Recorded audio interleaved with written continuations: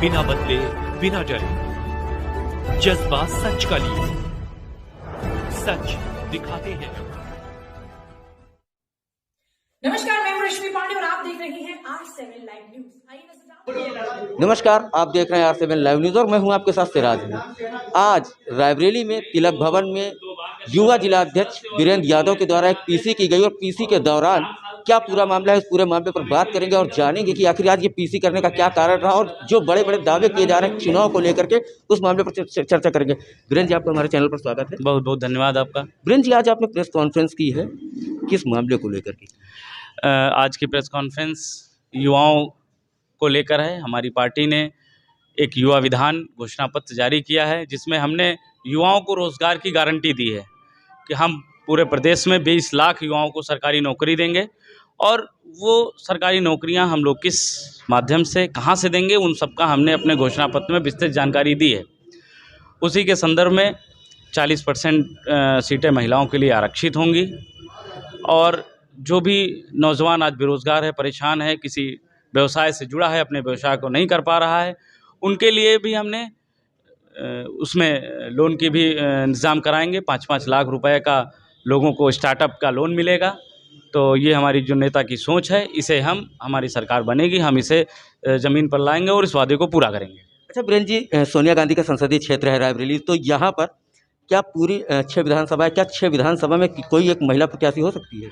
बिल्कुल हो सकती है, अगर हमारी नेता ने इस वादा किया है। नहीं, 40% हिस्सेदारी की बात कही गई है ना? बिल्कुल बिल्कुल बिल्कुल होगी और हमारी नेता ने जो वादा किया है उसे वो पूरा कर रही हैं। हमारी अभी भी जो 2 सूचियाँ आई हैं, उनमें आप उठाकर देख लीजिए, 40% से ज़्यादा हमने महिलाओं को सीटों में आरक्षण दिया है। अगर बात की जाए रायबरेली की, तो एक कांग्रेस का गढ़ कहा जाता है जी। लेकिन कांग्रेस से जीतकर भाजपा का दामन अभी हाल ही में अदिति सिंह ने थाम लिया है जी। तो क्या लगता है कि जहां पर एक छत्र 30 सालों से एक ही परिवार का राज रहा हो, तो वहां पर अपनी इस बार सीट किस तरह से बचाएंगे? ये कोई ज़रूरी नहीं कि जिसका राज रहा हो उसका राज रहेगा ही। ये जनता का चुनाव है, जनता जिसे अपना मत देती है वो चुनकर आता है।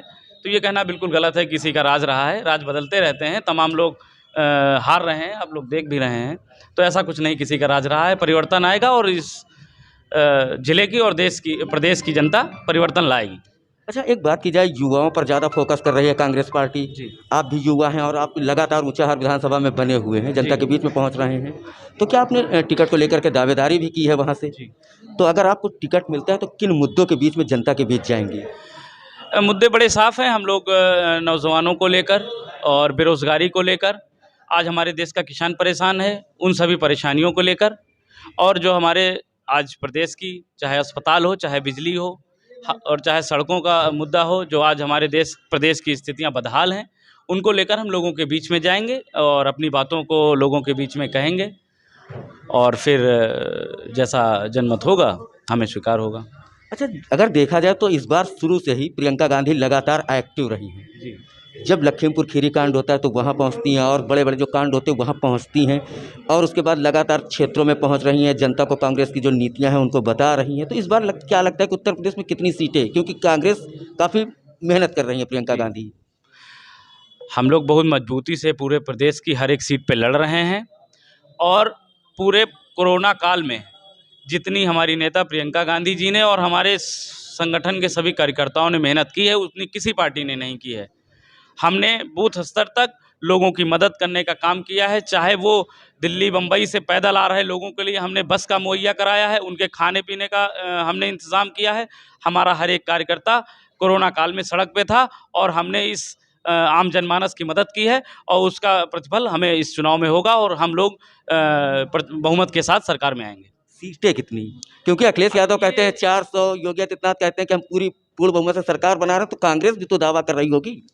अब ये जनता का फैसला है, जो उसका फैसला होगा हमें स्वीकार होगा और हम किसी चीज़ को ये नहीं मान के चलते कि नहीं हम 400-500 सीटें ले आएंगे। जनता का जो भी निर्णय होगा हमें स्वीकार होगा। हम लोग पूरी मजबूती के साथ जनता के और आम जनमानस के मुद्दों के साथ लोगों के बीच में जा रहे हैं, उनका विश्वास हमें मिल रहा है और आपको विश्वास दिलाना चाहते हैं कि हम बहुत मजबूत स्थिति में उत्तर प्रदेश में आएंगे और सरकार बनाएंगे। चलिए, ये थे हमारे साथ कांग्रेस के जिला पंचायत सदस्य वीरेंद्र यादव, जिन्होंने कहा है कि मजबूती के साथ उत्तर प्रदेश में चुनाव की तैयारियां कर रहे हैं और इस बार उत्तर प्रदेश में अपनी सरकार बनाएंगे। अब देखने वाली बात यह होगी कि आखिर उत्तर प्रदेश में किसकी सरकार बनती है, आने वाला समय बताएगा। कैमरा पर्सन अशफाक खान के साथ Siraj Ahmad, R7 live news, Raebareli.